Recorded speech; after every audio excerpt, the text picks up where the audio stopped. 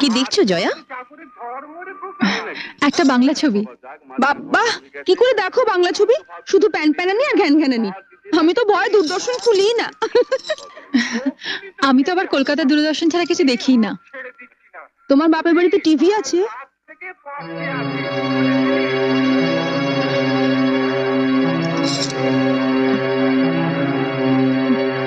আছে, একটা ছোট ব্ল্যাক এন্ড হোয়াইট টিভি আছে।